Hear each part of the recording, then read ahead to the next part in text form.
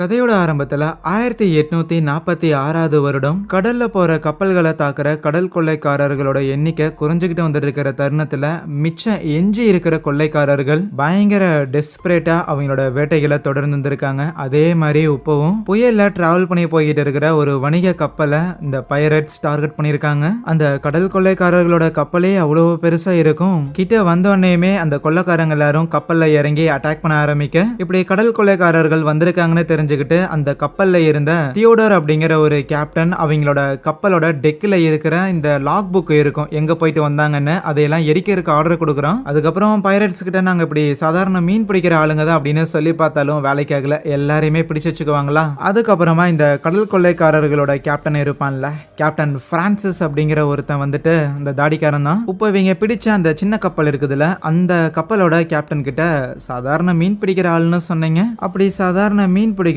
உங்ககிட்ட எப்படி என்னோட குறியீடு போட்ட ஒரு தங்கக்கட்டி இருக்குதுன்னு எடுத்து காட்டுவான். கண்டிப்பா இந்த தங்கக்கட்டியை யாரோ உனக்கு கொடுத்துருக்காங்க, அவங்களுக்கு நீ உதவி பண்ணியிருந்திருக்க, சரி இருக்கட்டும் நம்ம ரெண்டு பேரும் ஒன்னா சேர்ந்து அவங்கள தேடுவோமா அப்படின்னு இந்த கேப்டன் பிரான்சிஸ்ங்கிறவன் யாரையோ தேடுறான். இந்த சின்ன கப்பலோட கேப்டன் இருக்கிறான்ல, அவனை நம்ம தியோடர்னு வச்சுக்கலாம். இந்த தியோடரை தவிர கப்பல்ல இருக்கிற மத்த எல்லாரையுமே கொல்ல சொல்லி பிரான்சிஸ் ஆர்டர் கொடுக்குறானா. அப்படியே கட் பண்ணி ஒரு ஐலாண்டை காட்டுறாங்க. அந்த இடத்துல சர்ச்ல மக்கள் எல்லாரும் ஒண்ணு கூடிட்டு இங்கிருந்து மாலுமிகளா சில பேர் கப்பல்ல வேலைக்காக போயிருந்திருப்பாங்கல்ல, அவங்க எல்லாரும் திருப்பி வரணுங்கிற மாதிரி ப்ரேயர் பண்ணிட்டு இருக்கிறாங்க.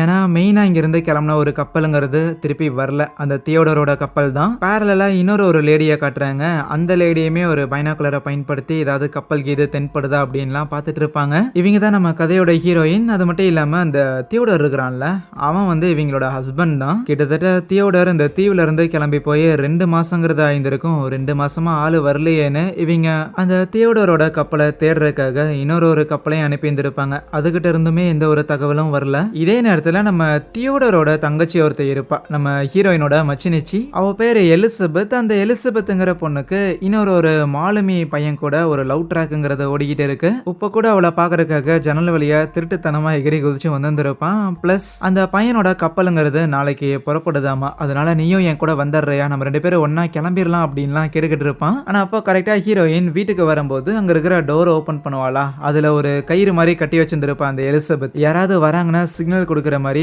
ஏஹே எங்க அண்ணி வந்துட்டாங்க நினைக்கிறேன், போய் எங்கேயாவது ஒளிஞ்சுக்கிட அப்படிங்கிற மாதிரி பதறிக்கிட்டு இருப்பாங்களா. கூடவே அந்த வீட்டுல ஒரு ஹேண்டிகேப் பையன் ஒருத்தர் இருப்பான். அந்த பையன் நம்ம ஹீரோயினோட பையன் தான். ஹீரோயினும் அந்த கேட்டை நீக்கிட்டு வந்திருக்கால, அவளுக்கு தெரியும் எலிசபெத் வந்து ஏதோ ஒரு பையன் கூட ரொமான்ஸ் பண்ணிட்டு இருக்கிறாங்கிறதெல்லாம். இருந்தாலும் எனக்கு தெரியக்கூடாதுங்கிற மாதிரி அவ பண்ற டிராமாவை தான் என்னால தாங்க முடியல அப்படின்னு புலம்பிக்கிட்டே ஹீரோயின் வீட்டுக்கு வரும்போது கரெக்டா தன்னோட அத்தையை காப்பாத்துறதுக்காக அந்த குட்டி பையனுமே அவங்க அம்மாவை கூப்பிட்டு இந்த மாதிரி அப்பா வருவார் அப்படின்னு சொல்லி கிட்டத்தட்ட 2 மாசம் ஆயிருச்சு, அவர் எங்க போனாரு, வந்துருவாருல அப்படிங்கிற மாதிரிலாம் கேள்வி கேட்பானா. அதெல்லாம் கவலைப்படாத, கண்டிப்பா வந்துருவாரு, உன்னோட அப்பா கல்யாணத்துக்கே லேட்டா வந்த ஒரு நபர் தான், அப்ப பாத்துக்கோ அவரோட டைமிங் எந்த லட்சணத்துல இருக்குன்னு, கவலைப்படாத கண்டிப்பா வந்துருவாருன்னு நம்பிக்கை கொடுத்துட்டு அதுக்கப்புறம் எலிசபெத் கிட்ட பேசுறதுக்காக போக இந்த கேப்லயே எலிசபெத் ஏற்கனவே அந்த பையனை வெளியில அனுப்பிட்டா போல. உள்ள வந்த ஹீரோயினுமே கையும் களவுமா பிடிக்க முடியலையேங்கிற மாதிரி சும்மா அங்க இருக்கிற திங்ஸ் எல்லாத்தையும் அரேஞ்ச் பண்ணிக்கிட்டு பேசிக்கிட்டு இருக்கும்போது எலிசபெத் இந்த மாதிரி தான் இந்த தீவுல இருந்து போகணும் அப்படின்னும் வேற சில தீவுகளுக்கெல்லாம் சுத்தி பார்க்கணுங்கிற மாதிரிலாம் சொல்லுவா. சும்மா வாய் வார்த்தையால தான் அப்படி சொல்லியிருந்திருப்பாளே தவிர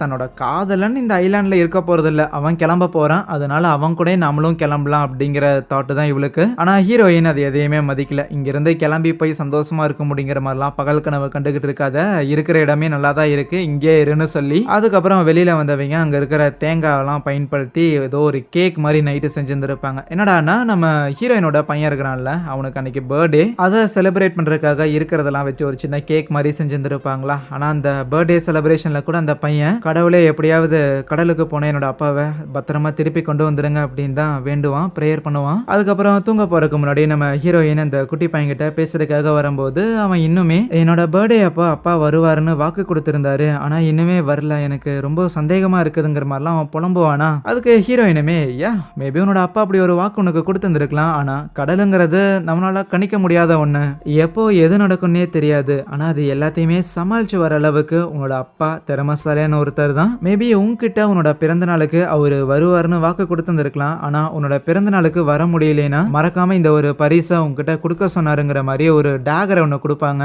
அதை வாங்கின அந்த பையனுமே சீரியஸ்லி இதை என்கிட்ட கொடுக்க சொன்னாரா அப்படின்னு ரொம்ப சந்தோஷமா அதை அப்படியே ஓபன் பண்ணி சும்மா அப்படியே வித்த காட்டுற மாதிரிலாம் பண்ண சடனா ஹீரோயினுக்கு ஏதோ மெமரி எல்லாம் ட்ரிகர் ஆகிற மாதிரி இருக்கும். அந்த கத்திக்கும் அவளுக்கும் ஏதோ சில தொடர்புகள் இருக்குதுன்னு நினைக்கிறேன். இந்த கத்திய தியோடர்லாம் ஒன்றும் கொடுத்துட்டு போயிருக்க மாட்டான். சும்மா இந்த பையனை சமாதானப்படுத்துறதுக்காக தான் ஹீரோயின் இதெல்லாம் சொல்லிட்டு இருப்பா. காதலரோட கரம் பிடிக்கிறதுக்காக வீட்டை விட்டு எஸ் ஆக போறேன்னு எலிசபெத் ஒரு லெட்டர் எழுதிக்கிட்டு இருப்பாளா. அந்த எலிசபெத்தோட லவர் பையன் அவனுமே நாளைக்கு கிளம்ப போறதுக்காக போட்டெல்லாம் ரெடி பண்ணிட்டு இருக்கும்போது அப்போ அங்க வந்து சில கடல் கொள்ளைக்காரங்க மாமி துட்டு கீது வச்சிருந்திருக்கியான்னு அவனை வம்புழுக்கிறாங்க. சிறிது நேரம் கழிச்சு எலிசபெத்தும் காலையில கொஞ்சம் விடியற ஓரத்துல தான் எஸ்கேப் ஆக போறேன்னு வீட்டுல லெட்டர்லாம் வச்சுட்டு கிளம்பிந்திருப்பாளா. கொஞ்ச நேரம் கழிச்சு வீட்டை நோக்கி யாரோ வர மாதிரி தெரியுமா. இவளும் வேகமா எந்திரிச்சு முதல்ல எலிசபெத்தோட ரூமுக்கு போனா அவளை காணோம். ஜன்னல் வேற நீக்கி இருந்திருக்கும். புயல் காத்து அடிக்கிறங்காட்டி அதை சாத்தலான்னு போக அப்போ வீட்டை நோக்கி சில கொள்ளக்காரங்க வரத அவ கவனிச்சிருவா. உடனே வீட்டோட கதவை லாக் பண்றதுக்காக ஒரு கட்டைய முட்டை கொடுத்துட்டு ஹீரோயினோட பையன் ஒருத்தர் இருப்பான்ல அவனை தூக்கத்துல இருந்து எழுப்பி அமைதியா இருறான்னு அவனோட கால் வந்து போலியோ அட்டாக் ஆன மாதிரி இருக்கும். ஸோ அதுக்கு தேவையான அந்த மெக்கானிசம் எல்லாம் மாட்டி விட்டு அந்த வீட்டோட பேஸ்மெண்ட் ஒன்று இருக்கும். அதுல அந்த பையனை சேஃபா உட்கார வச்சிடறாளா. அதுக்கப்புறம் அங்க வீட்டுல சேஃப்டிக்காக இருக்கிற ஒரு கன்னை எடுத்து கரெக்டா கதவுக்கு முன்னாடியே நின்னுகிட்டு நாங்க ரொம்ப அமைதியான ஒரு குடும்பம், எங்களுக்கு சண்டை தேவையில்லை, கம்முன்னு இங்க இருந்து நீங்க போறது உங்களுக்கு நல்லதுன்னு அவ சொல்லிட்டே இருக்கும்போது கூரையை பிச்சுக்கிட்டு ஆளுங்க உள்ள வராங்க. என்னதான் அவ முதல்ல ஃபயர் பண்ணியிருந்தாலுமே திருப்பி இன்னொரு புல்லட்டை லோட் பண்ணுமே அதுக்குள்ள அவனுங்க அடிச்சு போட்டுறானுங்க. சரி புள்ள காசுக்கு இது எவ்வளவு வச்சிருந்திருக்க எங்க வச்சிருந்திருக்கேன்லாம் கேட்கும்போது அங்க இருக்கிற போட்டோக்கு பின்னாடி இருக்குதுன்னு சொல்லுவாளா. இவனுங்களும் பாக்குறானுங்க ஏதோ டின்னுக்குள்ள சில்லற காசு போட்டு வச்ச மாதிரி தான் இருக்கு. இந்த சில்லற யாருக்கடி தேவைன்னு மறுபடியும் போட்டு அவளை அடி அடின்னு அடிச்சுட்டு அந்த தங்க காசு இருக்கும்ல அந்த தங்க பிஸ்கெட் ஒன்று அதை எடுத்து காமிச்சு இந்த மாதிரியான தங்கம் எங்க இருக்குதுன்னு கேட்டா அவ எதுவும் பதில் சொல்ற மாதிரி தெரியல. அவ்வளவுதான் அவளை போட்டு சர்ற மாதிரியே அடிக்க ஆரம்பிக்கிறானுங்க. அப்படியே கட் பண்ணா காலையில சூரியனுங்கிறது வந்துருக்கு. அந்த பிரான்சிஸ்ங்கிற அந்த கடல் கொலைக்காரனுங்கிறான்ல அவன் அந்த தீவோட ஓரத்துல வந்து நின்னுக்கிட்டு சும்மா கடலை வேடிக்கை பார்த்துக்கிட்டு இருப்பானா. இப்படி இவன் நிக்கிறத அங்க இருக்கிற ஒரு பிளாக் ஒருத்தர் கவனிக்கிறாரு. யார் அவன் பாக்குறதுக்கே தினுசா இருக்கிறானேன்னு நேரா அவன்கிட்ட போயிட்டு ஐயா இந்த ஒரு தீவை பிரிட்டிஷோட கண்ட்ரோல்ல இருந்து எப்போவே விடுவிச்சுட்டாங்க. இது ஒரு இண்டிபெண்டான ஒரு தீவு, உங்களுக்கு ஏதாவது தேவை இருக்கா, நீங்க ஏதாவது பிரிட்டிஷோட ராணுவ படையை சேர்ந்த ஒரு ஆளா அப்படிங்கிற மாதிரிலாம் விசாரிச்சா. ஓ என்ன பத்தி கேக்குறீங்களா, எனக்கு நாடெல்லாம் கிடையாது, நான் கடலோட புதல்வன், அது மட்டும் இல்லாம இந்த ஒரு தீவை நோக்கி ஏதோ ஒரு பெரிய புயல் ஒன்று வரப்போகுது, அந்த புயல்ல இருந்து உங்க எல்லாரையும் காப்பாத்துறதுக்காக தான் நான் இங்க வந்திருக்கேங்கிற மாதிரி அவன் பேசிக்கிட்டு இருக்கேன். இதே நேரத்துல எலிசபெத் அவளோட லவர் கூட எஸ்கேப் ஆகலான்னு இருந்திருப்பாள்.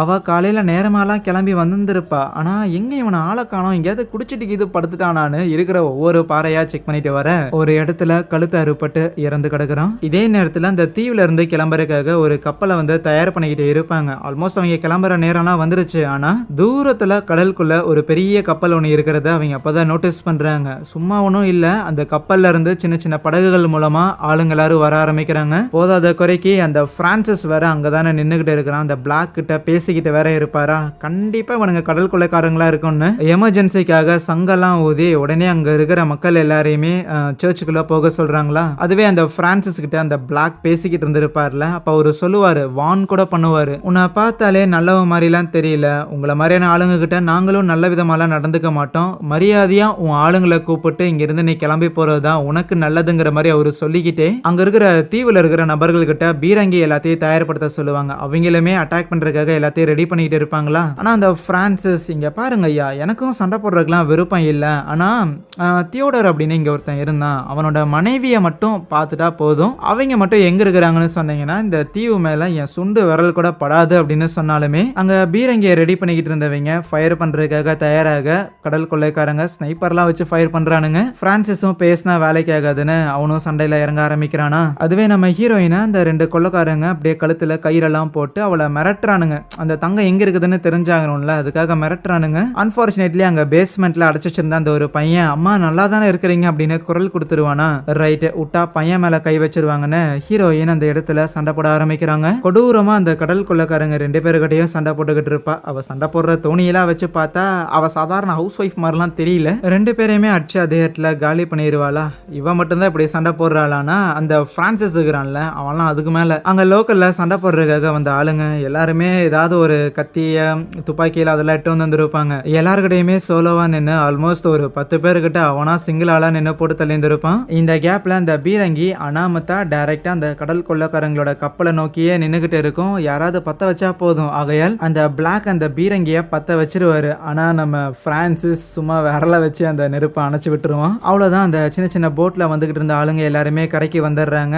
எல்லாருமே கையில கன் வச்சிருக்கிற காரணத்தால ரொம்ப சுலபமாவே அந்த தீவ கண்ட்ரோல்ல எடுத்துடுறாங்க. இருந்தாலும் இந்த தீவுக்கு இவங்க வந்ததுக்கான மெயினான நோக்கம் அந்த தங்கத்த தேடி மட்டும் தான். ஆனா அப்ப அந்த பிளாக் ஒரு மாரி நக்கலா சிரிச்சுக்கிட்டு, "நீங்க என்ன வேணா பண்ணுங்கடா. ஆனா கண்டிப்பா பிரிட்டிஷ் அரசாங்கத்தோட கப்பலுங்கிறது இந்த பக்கம் ரோந்துக்காக வருவாங்க. அப்படி வந்தாங்கன்னா அப்ப உங்களுக்கு இருக்குதுங்கிற மாரி நக்கலா சிரிச்சா, பிரான்சிஸ் அதுக்கு எதுவும் சொல்லல. ஆனா கூட இருக்கிற எல்லாரும், கடல் கொள்ளைக்காரங்க நெறைய பேர் அழிஞ்சுகிட்டு வராங்க. இப்போ மிச்சம் இருக்கிற கடல் கொள்ளைக்காரங்க எல்லாருமே வலிமையானவைங்க.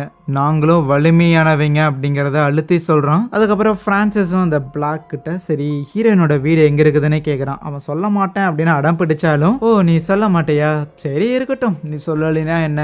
ஆனா அங்க ஊர்ல இருக்கிற அந்த சர்ச் அழகா இருக்கே" அப்படிங்கிற மாதிரி சொல்லுவான். ஹீரோயினை காட்டி கொடுக்கலனா அங்க இருக்கிற ஆளுங்க எல்லாரையும் கொன்றுவங்கிற மாதிரி வேற வழி இல்லாம அவருமே ஹீரோயினோட வீடு அங்க மலை மேல இருக்குதுங்கிற விஷயத்தையும் சொல்ல, ஓகே இப்ப நாங்க அவளை போய் பாத்துக்கிறோம். ஆனா அதுக்கு முன்னாடி இவங்க எல்லாரையும் காப்பாத்துறதுக்காக ஒரு சின்ன பலி விழுந்தாகணும். அதுக்கு பலியா நீயே இருந்துக்கோன்னு அந்த கேனனை பயன்படுத்தி அந்த பிளாக்க அதே இடத்துல போட்டு தள்ளுறானுங்க. இந்த இடத்துல இந்த பிரச்சனை எல்லாம் நடந்துகிட்டு இருக்குதுல்ல, இது எல்லாத்தையுமே நம்ம எலிசபெத்தும் பார்த்துக்கிட்டு தான் இருப்பா. அவ ஆக்சுவலி தன்னோட பாய் ஃப்ரெண்டு இறந்து போயிட்டாங்க அப்படின்னு சொல்லி ஊருக்குள்ள உதவி கேட்கறதுக்காக வந்தவ தான். வந்த இடத்துல இவ்வளோ பெரிய கலவரம் நடந்துகிட்டு இருக்குது. அதுவே நம்ம ஹீரோயின் அங்க 2 பேரையும் காலி பண்ணியிருக்காள்ல, அதுக்கப்புறம் தன்னோட பையனையுமே வெளியில கூப்பிட்டு தேவையான திங்ஸ் எல்லாத்தையும் எடுத்து வச்சுக்கோ அப்படின்னு சொல்லும்போது, அங்கேயே யாரோ வர மாதிரி தெரியுதா, இவளும் போயிட்டு ஷூட் பண்ற மாதிரி தெரிஞ்சா அது அந்த ஊரோட பாஸ்டரா இருக்கும். வந்த உடனேமே அடிபட்டுருச்சு அப்படின்னு ஹீரோயின் கிட்ட கேட்க ஹீரோயினுக்கு புரிஞ்சிருச்சு அப்போ ஊருக்குள்ளேயும் நிறைய பேர் இருக்கிறாங்கன்னு. கூடவே வந்தது அது அவன் தான் அப்படிங்கிற மாதிரி பிரான்சிஸோட பேரை சொல்லாம அவனை இன்டைரக்டா சொல்லும் போது ஹீரோயினுக்கே லைட்டா அதிர்ச்சி. சீரியஸ்லி அவன் இன்னும் உயிரோட இருக்கிறானுங்கிற மாதிரி ஆச்சரியம் தான். மக்கள் எல்லாரும் அவனோட ஆளுங்களோட கையால சாகுறாங்க அப்படிங்கிற மேட்டரை பாஸ்டர் சொன்னதுக்கு, மக்கள் எல்லாம் சாகுறாங்க, உனக்கு அவங்க மேல அவ்வளவு அக்கறைனா நீ போய் அந்த பைரட்ஸை தடுக்க வேண்டியதானே, என்கிட்ட ஏன் அந்த மேட்டரை வந்து சொல்ற, ஏன்னா உங்களால தான் அவங்கள தடுக்க முடியும்னு எனக்கு தெரியும் கேப்டன் அப்படின்னு சொல்லுவாங்க. நம்ம ஹீரோயின் இதுக்கு முன்னாடி ஒரு கேப்டனா இருந்திருக்காங்க போல. ஆனா அந்த பழைய வாழ்க்கைக்கும் ஹீரோயினுக்கும் இப்ப சம்மந்தம் கிடையாது. அதனால தன்னோட பையனை கூட்டிட்டு இங்க இருந்து கிளம்பலான்னு இருக்கிறாங்க. அப்பதான் அந்த குட்டி பையன் எலிசபெத் எழுதி வச்சு அந்த ஒரு லெட்டரை எடுத்துட்டு வந்து காட்டுறான். எலிசபெத் ஓடி போறங்கிற மாதிரி லெட்டர் எழுதியிருந்திருக்கா. கண்டிப்பா ஓடி போயிருந்திருக்க மாட்டா, அங்கதான் ஊருக்குள்ள எங்கேயாவது இருப்பான்னு அந்த குட்டி பையனை பாஸ்டர் கிட்ட ஒப்படைச்சிட்டு இவனை சேஃபா காட்டுக்குள்ள கூட்டிட்டு போங்க, நான் போய் எலிசபெத்தை கொண்டு வரேன்னு. இப்படி ஹீரோயின் எலிசபெத்தை தேடி வரும்போது அதுவே எலிசபெத் வேகமா வீட்டை நோக்கி ஓடி வந்துகிட்டு இருப்பாளா. கரெக்டா ஒரு பாயிண்ட்ல ஹீரோயின் எலிசபெத்தை பிடிச்சிடுறா. பிடிச்சிட்டு, ஏய் லூசு புள்ள எங்கடி ஓடி போகிறோன்னு லெட்டர்ல எழுதி வச்சிருக்கே அப்படின்னு திட்டினா, தன்னோட லவ்வரை இறந்து போயிட்டாங்கிற விஷயத்த சொல்லும் போது ஹீரோயினுக்கு ஒரு செகண்ட் கஷ்டமா போயிடும். தேவையில்லாம வார்த்தையை விட்டுட்டோமோன்னு. கவலைப்படாத கவலைப்படாத எல்லாமே சரியாயிருங்கிற மாதிரி ஆறுதல் படுத்துறா. அதுவே அந்த கொள்ளக்காரங்க எல்லாருமே இப்போ ஹீரோயினோட வீட்டுக்கு வந்துட்டாங்கல்ல. ஆல்ரெடி ஹீரோயின் அங்க 2 பேரை வேற கொன்னு போட்டிருந்திருப்பாளா. அதுலயே தெரியுது கண்டிப்பா ஹீரோயின் பலத்த சண்டை போட்டிருந்திருக்கான்னு. இருந்தாலும் ஒரு பொம்பளை தானே, அவளால எப்படி அடிக்க முடியும், கண்டிப்பா வேற யாராவது உதவி பண்ணியிருந்திருக்கணும் அப்படின்னு பேசினாலுமே பிரான்சிஸால அதை ஏத்துக்க முடியல. இல்ல அவ தனியா சமாளிக்கிற அளவுக்கு திறமசாலி தான் அப்படின்னு கண்டிப்பா பிரான்சிஸுக்கு தெரிஞ்சிருந்திருக்கு. ஆனா அது மட்டும் இல்லாம அந்த வீட்டுல இருக்கிற திங்ஸ் எல்லாம் பாக்குறான். ஒரு பொம்மை போட் ஒண்ணு இருக்கு. கூடவே அந்த வீட்டுல சேஃப்டிக்காக வெளியில யாராவது டோர் நீக்கினாங்கன்னா உள்ள கேட்கிற மாதிரி அந்த கயிறு எல்லாம் வந்து அட்டாச் பண்ணியிருந்திருக்காங்க. அது மட்டும் இல்லாம வீட்டை விட்டு வெளியில வந்து பார்த்தா அந்த இடத்துல ஒரு வீல் சேரை இழுத்துட்டு போன மாதிரியான ஒரு தடவுமே இருக்குது. இதையெல்லாம் வச்சு பார்த்தா கண்டிப்பா ஹீரோயினுக்கு ஒரு குழந்தை ஒண்ணு இருக்கணும். அந்த குழந்தைக்கு உடல் ஊனமா இருக்கணும். இந்த வழியா இழுத்துட்டு போயிருந்திருக்கணும்னு தேட ஆரம்பிக்கிறாங்களா. ஆனா அவனுங்க கண்டுபிடிக்கிறதுக்கு முன்னாடி அந்த பாஸ்டர், குட்டி பையன், ஹீரோயின், எலிசபெத்னு சொல்லி 4 பேர் ஒண்ணு சேர்ந்துடுறாங்க. அந்த இடத்துல ஒரு சின்ன குளம் மாதிரி இருக்கும். அந்த குளத்தை தாண்டி இவங்க போயாகணுமா, அதுக்காக ஒரு குட்டி படகையும் வச்சிருந்திருக்காங்க. மெதுவா நம்ம எலிசபெத்தையும் அந்த குட்டி பையனையும் தண்ணியில இறக்குறாங்களா. அந்த தண்ணியில முதல்ல எல்லாம் இருக்க செய்யுது, இதுல எல்லாம் இறங்கிதான் ஆகணுமா அப்படின்னு அந்த பாஸ்டருக்கு பயம் இருந்தாலும் நம்ம ஹீரோயின் வந்துடுறா. அதுக்கப்புறம் அந்த பாஸ்டரையுமே வர வைக்கலான்னு இருந்தா அதுக்கு முன்னாடியே மோப்பம் முடிச்சுக்கிட்டே பின்னாடியே அந்த பிரான்சிஸோட ஆளுங்க வந்துடுறாங்க. அவனுங்க வந்துட்டு போறானுங்க, நீங்க உடனே படகுல ஏறி வாங்க அப்படின்னு என்னதான் ஹீரோயின் சொன்னாலுமே பரவாயில்ல கேப்டன், பயணம் இதோட முடியுதுன்னு நம்ம ஹீரோயினா ஒரு போக சொல்லியிருந்திருப்பாரா. அதுக்கப்புறம் பிரான்சிஸோட ஆளுங்களும் வந்து பிடிக்கிறானுங்க. பாஸ்டருமே எதிர்த்து சண்டையெல்லாம் போடல, அதே இடத்துல சரண்டர் ஆகுறாரா. ஆனா பிரான்சிஸுக்கு இந்த பாஸ்டரையுமே தெரியும். ஒரு பாஸ்டரா தெரியாது, ஒரு கடல் கொள்ளக்காரனா தெரியும். என்னடா பைபிள்ல 4 பேஜ் படிச்சுட்டா நீயும் பாஸ்டர் அப்படின்னு சொல்லிட்டு தெரியற போலயே அப்படின்னு பயங்கரமா நக்கல் பண்ணிக்கிட்டு இருப்பான் பிரான்சிஸ். நம்ம ஹீரோயின் கிட்ட அவன் பணிபுரியறதுக்கு முன்னாடி இந்த பிரான்சிஸ் கூட தான் அவன் ஒரு கடல் கொள்ளக்காரனா இருந்திருக்கான் போல. அதனால உப்பையுமே அந்த விஷயத்த சொல்லி காட்டுவான். உன்னை விட ஹீரோயின் எவ்வளவோ பெட்டரான ஒரு கேப்டன் அப்படிங்கிற விஷயத்த. அதை ஏன் அவன் அப்படி சொல்றான்னா, இப்ப கூட ஹீரோயின், எலிசபெத், அந்த குட்டி பையன் அவங்க அங்கிருந்து போயிருப்பாங்கல்ல. ஆனா அந்த பாஸ்டரை காப்பாத்துறதுக்கு ஏதாவது ஒரு வாய்ப்பு இருக்குமான்னு ஹீரோயின் திருப்பி வருவா. வந்து அங்க இருக்கிற ஒரு மரத்து மேல ஏறி உட்காந்துக்கிட்டு ஏதாவது ஒரு கேப் கிடைக்குமா அவரை காப்பாத்துறதுக்கு அப்படின்னு அவ பாத்துக்கிட்டு இருக்கிறா. ஆனா பிரான்சிஸ் அந்த பாஸ்டரோட காலிலேயே ஷூட் பண்ணிட்டு கூடவே அங்க மரத்துல ஹீரோயின் இருக்கிறாங்கிறத மத்தவங்களும் பாத்துறாங்க. உடனே கன் ஃபயர் பண்ணி அவளை பிடிக்கலான்னு இருந்தா ஆப்வியஸ்லி அவங்க யூஸ் பண்றதெல்லாம் பழைய கன்னா இருக்கும். தூரத்துல எல்லாம் கரெக்டால எய்ம் பண்ண முடியாது. அங்க புல்லட் அடி வாங்கியிருந்த அந்த பாஸ்டர் மறுபடியும் கன்னை பயன்படுத்தி அங்க இருக்கிறவங்கள திசை திருப்புறாரு. அவள் தான் அந்த ஆளை போட்டு தள்ளிட்டாங்க. ஹீரோயின் அங்க முன்னாடி தான் போயிருக்காங்கிறத பாத்துருக்காங்கல்ல, அதனால இவங்களுமே தண்ணிக்குள்ள இறங்கி ஆப்போசிட் சைட்ல போகலான்னு இருந்தா தண்ணியில தான் முதலைகள் இருந்தது. அது அங்க இருக்கிற ஆளுங்களை கடிச்சு சாகடிச்சாலுமே பிரான்சிஸ் ஒரு இறக்கம் கூட காட்டல. சீக்கிரம் போங்கடாங்கிற மாதிரி பார்த்துட்டு இருப்பான். ஒரு 2 உயிரை வந்து அந்த முதலைகளுக்கு காவு கொடுத்திருந்தாலுமே ஆப்போசிட் சைட்ல ஆல்மோஸ்ட் நிறைய பேர் வந்துருப்பானுங்க. வேகமா சில பேரெல்லாம் ஒரு பாயிண்ட்ல வச்சு ஹீரோயினா மடக்கலாம் அப்படின்லாம் முயற்சி பண்ணாலுமே வேலைக்கு ஆகல. பயங்கரமா சண்டை போடுறான். எலிசபெத்தையும் அந்த குட்டி பையனையும் போட்டு தள்ளுறதுக்காக ஒருத்தன் வரும்போது எப்படியோ பாஞ்சு அவனையுமே போட்டு தள்ளும் போது பிரான்சிஸ் ஹீரோயினை தேடி வரல. இனிமே அங்க தண்ணி கிட்ட தான் இருப்பான். ஹீரோயின்ட்ட டீல் பேசலான்னு இருப்பான். உனக்கு ஒரு அழகான குடும்பம் ஒன்று இருக்குதுல்ல, நீ யாரு எப்படிப்பட்டவ இது எல்லாத்தையுமே நான் அவங்க கிட்ட சொல்லிட்டா என்கிட்ட இருந்து அவங்க பயந்து ஓடக்கூடாது. உண்மையை சொல்ல போனா அவங்க பயந்து ஓட வேண்டியதே உன்கிட்ட இருந்துதான். அப்படிப்பட்ட உன்னோட கதை என்னங்கிறத நான் சொல்லிட்டா அப்படின்னு மிரட்டுற மாதிரி தோணியில பேசுவானா. ஆனா அவனோட பேச்சுக்கு பதில் கொடுக்குற மாதிரியே ஹீரோயின் கொன்ன ஒருத்தனோட தலையை தூக்கி எறிவா. சரி, இந்த பிளாஷ்பேக் வச்சு மிரட்டுறதுக்கு ஹீரோயின் ஒத்து வரல. அதனால தியோடர் அப்படின்னு சொல்லியும் புருஷன் ஒரே ஒருத்தன் இருக்கிறானே, அவன் எங்களோட கப்பல்ல தான் உயிரோட இருக்கிறான். உனக்கு வேணும்னா அவனை நாங்க ஒப்படைக்கிறோம். அவன் கூட ஒரு ஃபேமிலியா கடற்கரை ஓரம் உட்காந்துக்கிட்டு அந்தி மாலை சாய வேடிக்கை பார்த்துட்டு ஜாலியா வாழலாம். ஆனா அதுக்கு எக்ஸ்சேஞ்ச் ஆக என்னோட தங்கத்தை நீ எனக்கு கொடுக்கணும், ஒப்படைக்கணும் அப்படிங்கிற மாதிரி கேட்டிருந்திருப்பான். ஆனா இந்த பிரான்சிஸ் யாருங்கிற மேட்டரை ஹீரோயின் தெரிஞ்சுக்கிட்டும் அவன் பேச்சுக்கு விழுகிற அளவுக்கு ஹீரோயின் முட்டாள் கிடையாது. எலிசபெத்தையும் அந்த குட்டி பையனையும் காப்பாத்தி அந்த தீவுல இருக்கிற சேஃபான ஒரு இடத்துக்கு கூட்டிட்டு போயிருந்திருப்பா. ஏதோ ஒரு குகை ஒன்று இருக்கும். அந்த இடத்துல ஆல்ரெடி யாரோ தங்கியிருந்த மாதிரி நிறைய செட்டப்லாம் இருக்கும். அந்த குகையில இருக்கிற இன்னொரு ஒரு அண்டர் கிரவுண்ட் செட்டப் ஒன்று இருக்கும். அதுக்குள்ள போயிட்டு சேஃபா இருப்பாங்க. அப்பதான் எலிசபெத் கேக்குறா, ஆமா யார் நீங்க, இப்ப யார் உங்களை கொல்றதுக்காக வந்தது, ரொம்ப முக்கியமா இத்தனை பேரை சாகடிக்கிற அளவுக்கு உங்ககிட்ட எப்படி இத்தனை திறமை அப்படின்னு சொல்லி பயங்கரமா ஆச்சரியப்பட நம்மளை தேடி வந்தவங்க அவங்க எல்லாருமே கடற்கொள்ளைக்காரர்கள்னு ஹீரோயின் சொன்னதுக்கு அந்த குட்டி பையன் புக்ல வர மாதிரியா அப்படின்னு கேட்பான். அவன் படிக்கிற கதை புத்தகங்கள்ல வர கொள்ளைக்காரங்க உரிமைக்காக கொள்ளையடிக்க ஆரம்பிச்சாங்க அப்படிங்கிற மாதிரியும், இல்ல அரசாங்கத்துக்கு எதிராக செயல்படுறாங்க, அவங்க நல்லவங்க, கவர்மெண்ட்டை எதிர்த்து செயல்படுற ஒரு ரெவல்யூஷனரி குரூப், ஒரு கிளர்ச்சி பட அப்படிங்கிற மாதிரியான ஒரு எண்ணத்துல அந்த பையன் கேட்டிருந்திருப்பான். ஆனா அதை அவுட் ரைட்டா ஹீரோயின் ரிஜெக்ட் பண்றா. கடல் கொள்ளைக்காரனுங்க என்னைக்குமே நல்லவனுங்க கிடையாது, எப்பவுமே கொலைகாரனுங்க தான் சொல்றா. காட்டுக்குள்ள போய் தேடாம சில பிரான்சிஸோட ஆளுங்க எல்லாரும் அங்க ஆல்ரெடி சமைக்கிறதுக்கான வேலையெல்லாம் பாத்துக்கிட்டு இருப்பானுங்களா. அப்ப அதுல ஒருத்தன் கேட்பான், ஆமா உண்மையாலுமே ஹீரோயின் என்ன அவ்வளவு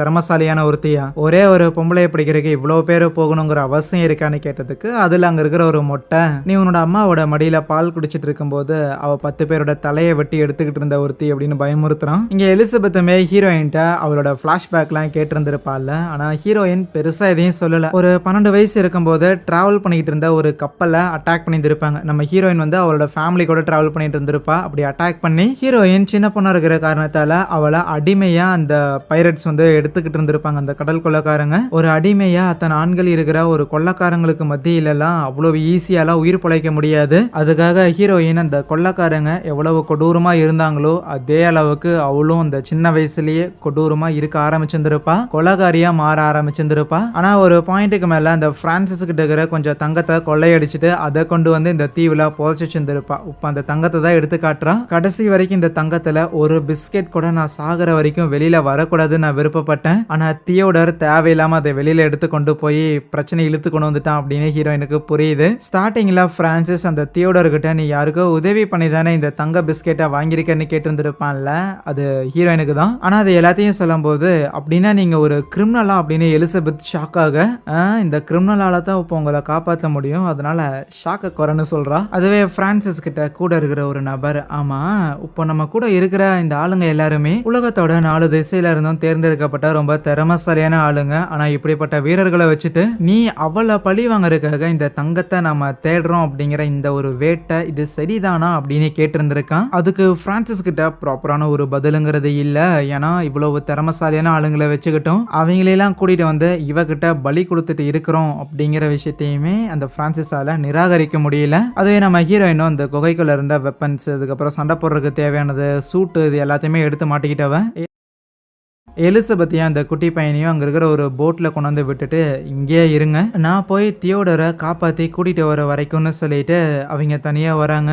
பிரான்சிஸோட ஆளுங்க எல்லாருமே தியோடரை பிடிச்சு வச்சிருந்துருக்காங்கல்ல, அவங்க தியோடரை இன்னுமே உயிரோட வச்சிருக்கிறதுக்கான காரணம் கண்டிப்பாக இவனை தேடி ஹீரோயின் வருவான்னு தெரியும். அதனால தான் சேஃபாக அவனை ஹீரோயினோட வீட்டிலேயே வச்சிருந்துருப்பாங்க.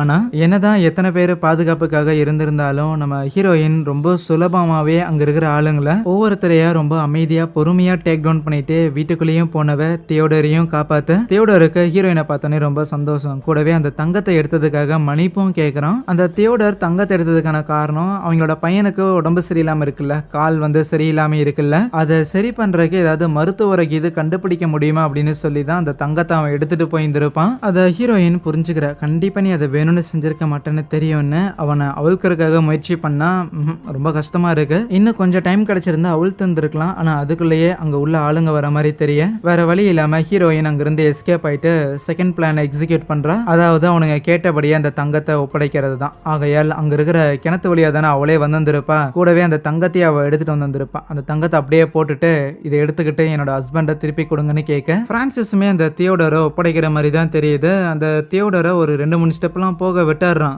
ஏன் போதாத குறைக்கு உன்னோட பொண்டாட்டி எப்படியும் சாக போறா, அதனால ஒரு 2-3 தங்க கட்டிங்க எக்ஸ்ட்ராவா அன்பளிப்பா எடுத்துட்டு போ அப்படிங்கிற மாதிரியும் சொல்லுவானா.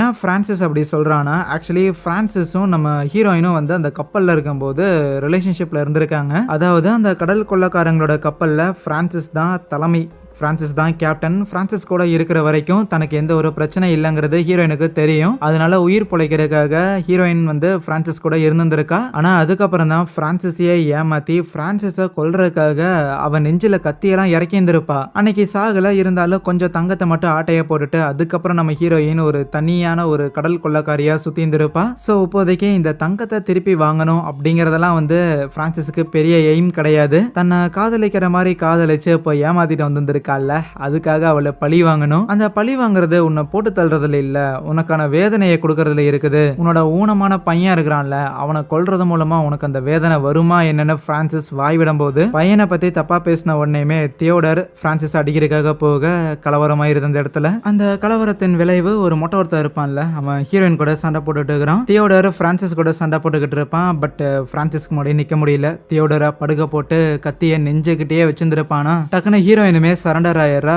தியோடரை விட்டுரு ப்ளீஸ், நீ என்ன சொன்னாலுமே நான் செய்யறேன் அப்படின்னு சரண்டர் ஆக பிரான்சிஸ் வாய்ப்பு வழங்குறதுக்கு தயாரா இல்ல. ஒரு நபரை எப்படி கொலை பண்ணணும்னு தெரியுமான்னு அதே இடத்துல தியோடரை காலி பண்றான். சண்டை போட்டதுல ஹீரோயினோட காலையுமே ஃபயர் பண்ணியிருந்திருப்பாங்களா, அவள் தான் இப்போ பிரான்சிஸ் நம்ம ஹீரோயினை கார்னர் பண்ணிட்டு இது எல்லாமே நீ எனக்கு பண்ண துரோகத்தின் விளைவு தான் அப்படின்னு சொன்னா, நான் தான் நீ கேட்ட தங்க கட்டையெல்லாம் கொண்டு வந்தனே, அதை எடுத்துட்டு தியோடரை நீ விட்டுருந்துருக்கலாமே அப்படின்னு ஹீரோயின் கேட்டதுக்கு, இந்த ஒரு பொட்டி தங்கத்தை வச்சுட்டு நான் என்ன பண்றது, இது எல்லாத்தையும் என் கூட வந்த மாலுமிகளுக்கு பிரிச்சு கொடுத்தாலே முடிஞ்சிடும். உண்மையாலே நாங்க தேடி வந்த தங்க புதையலுங்கிறது அது நீதாங்கிற மாதிரியே சொல்லுவான். ரைட்டு, நம்மள கடத்த பாக்குறானுங்கடா அப்படின்னு புரிஞ்சுக்கிட்ட ஹீரோயினும் டக்குன்னு அங்க இருக்கிற கயிறுல நெருப்பு பத்தி விட்டுருவாளா. அதன் விளைவு அந்த தங்க புட்டியில பாம்பு வச்சிருந்திருப்பா போல. ஸோ அது பிளாஸ்ட் ஆகுது. அவள் தான் அந்த கிணறுக்குள்ள குதிச்ச ஹீரோயினுமே எப்படியே எஸ்கேப் ஆயிடுறா. பட் அந்த கிணறு மூடிடுது. ஏற்கனவே புல்லட் அடிபட்டிருந்திருக்கும். ஒரு பாம்பு பிளாஸ்ட்ல வேற இப்போ பக்கத்திலே இருந்திருக்கா. இருந்தாலும் தட்டு தடுமாறி எப்படியோ அந்த ஒரு குகை வரைக்கும் அவ போயிடுறான். எங்க தியோடரை கூட்டிட்டு வரல அப்படின்னு எலிசபெத் அந்த குட்டி பையனும் பார்த்தாலுமே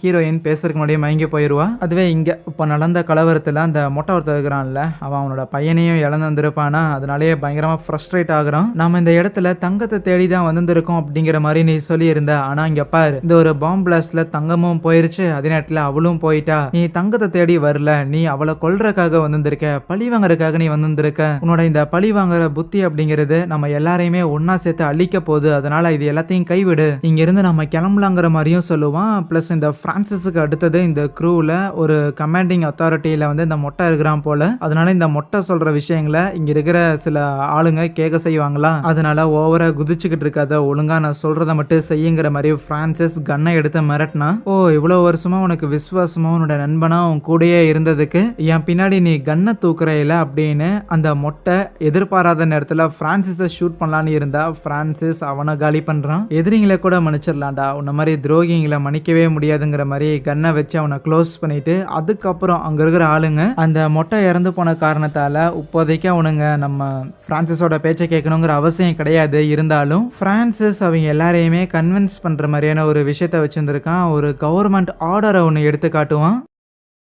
என்ன ஆர்டர்னு பார்த்தா இந்த பிரிட்டிஷ் எம்பையர் இருக்குதுல்ல, அதுல இருந்து ரிலீஸ் பண்ணப்பட்ட ஒரு ஆர்டராமா. நம்ம ஹீரோயின் இந்த பிரான்சிஸை விட்டு தனியா போய் அவ தனியா ஒரு கடல் கொள்ளக்காரியா இருக்கிற டைம்ல ஏகப்பட்ட விஷயங்களை கவர்மெண்ட்டுக்கு எதிராக பண்ணியிருந்திருக்கா. அதனாலேயே இவளை உயிரோட பிடிச்சிட்டு வரவங்களுக்கு அவங்க என்ன மாதிரியான சன்மானம் கேட்டாலுமே வழங்கப்படுங்கிற மாதிரி அந்த அனௌன்ஸ்மெண்ட்ல போட்டிருந்திருக்கும். ரொம்ப முக்கியமா கடல் கொள்ளக்காரங்க யாராவது அவளை பிடிச்சு கொடுத்திருந்தா இனிமேல் நீங்க பண்ண எல்லா தப்புமே கவர்மெண்டால மன்னிக்கப்பட்டு கவர்மெண்ட் ஆளுங்க கிட்ட இருந்து இனிமேல் உங்களுக்கு எந்த ஒரு பிரச்சனையும் வராதபடி நீங்க நல்ல ஒரு லைஃப் வாழலாம் அப்படிங்கிற மாதிரியும் கேரண்டி பண்ணியிருந்திருப்பாங்க.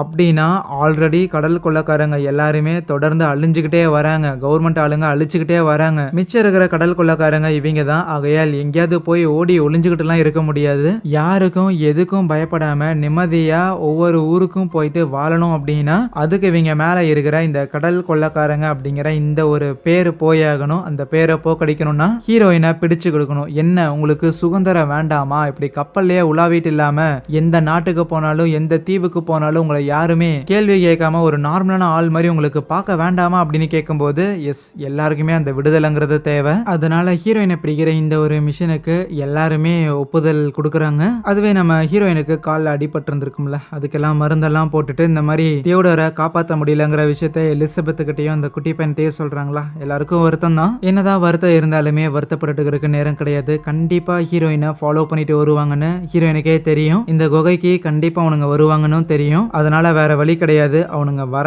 எல்லாரையும் இதே இடத்துல வச்சு முடிக்கிறது தான் ஒரே ஒரு வாய்ப்பு. இன்னைக்கு ஒன்னா நம்ம ஹீரோயின் சாகணும், இல்லனா அந்த தியோடர் சாகணும். ரெண்டு பேர்ல யாரு சாகலினாலும் இந்த ஒரு பிரச்சனை முடிவுக்கு வராதுன்னு அந்த குட்டி பையனையும் எலிசபெத்தையும் ஹீரோயின் சேஃபா வேற ஒரு இடத்துல வச்சுட்டு காத்திருந்திருப்பா. அவ எதிர்பார்த்த மாதிரியே அந்த பிரான்சிஸோட ஆளுங்க அவங்க எல்லாரும் அங்க வராங்க. வந்தோடனே சண்டைங்கிறது ஆரம்பிக்குது. ஹீரோயின் அவனுங்க வருவானுங்கன்னு எதிர்பார்த்து ஏகப்பட்ட ட்ராப்பை வந்து ஆல்ரெடி செட் பண்ணியிருப்பா. அவ நல்லாவே அவனுங்களை எய்ம் பண்ணி ஷூட் பண்றதுக்காக கரெக்டான ஒரு பொசிஷன்லயே போய் உட்காந்துக்கிட்டு ரீலோட் பண்றதுக்கு நேராக கூடாதுன்னு சொல்லிட்டு நிறைய கன்ஸ் ஆல்ரெடி லோட் பண்ணி வச்சிருந்திருப்பா. எடுத்து தொடர்ந்து மாறி மாறி ஷூட் பண்ணிட்டே இருப்பா. பயங்கரமான சண்டைங்கிறது போயிருந்திருக்கும். இறுதியா ஹீரோயின் அங்க இருக்கிற எல்லாரையுமே முடிச்சு கட்டிடுவா. அந்த பிரான்சிஸ் மட்டும்தான் இருப்பான். இந்த கேப்ல எலிசபெத் அந்த குட்டி பையன் இருக்கிறாங்கல்ல, அவங்க ரெண்டு பேருமே தீவை விட்டு கிளம்புறதுக்காக போட்டை எடுத்து தயாராயிருவாங்க. போட்ல ஏறி கிளம்பலான்னு இருக்கும்போது அப்போ அங்க தீவுக்கு மேல ஒரு நெருப்பு எரிஞ்சிட்டு இருக்கிறத பாக்குறாங்க. இந்த நெருப்பு மூட்டுறது மூலமா பிரிட்டிஷோட கடல் படைக்கு இவங்க சிக்னல் அனுப்ப முடியும். அவங்க வந்து ரெஸ்கியூ பண்ணுவாங்க அப்படின்னு சொல்லி தான் இந்த நெருப்பு மூட்டுறதுங்கிறது